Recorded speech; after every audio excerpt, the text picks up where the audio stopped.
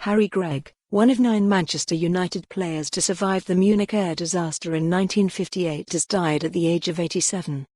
The former United and Northern Ireland goalkeeper, who was a hero of the crash for his role in pulling survivors from the wreckage, including Bobby Charlton. His death, announced by the Harry Gregg Foundation on Monday morning, leaves Mr Charlton as the only living survivor of the tragedy, in which 23 people were killed. He twice returned to the burning fuselage to drag teammates and strangers to safety. He also rescued United teammate Dennis Viollet from the BEA Flight 609, as well as a 20-month-old baby and her badly injured, pregnant mother.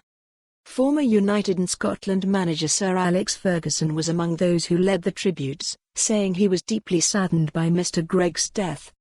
"Harry was a man of great character and a true legend at our club," said Sir Alex.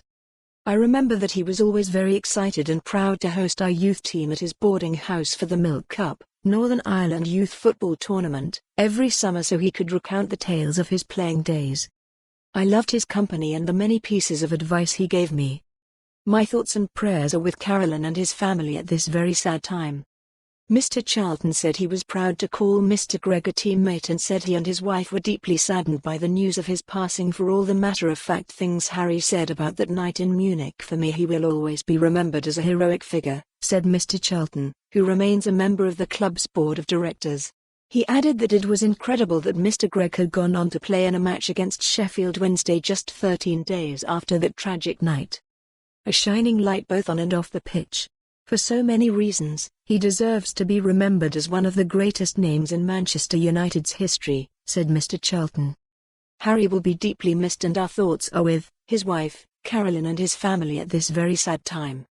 Mr Gregg became the world's most expensive goalkeeper when United and Sir Matt Busby shelled out £23,000 in 1957, and he was voted the best at the World Cup a year later. He spent 9 years with the Red Devils and, although he never won a medal with the club, an unforgettable career was forged. In all he played 247 times for United and 25 times for Northern Ireland.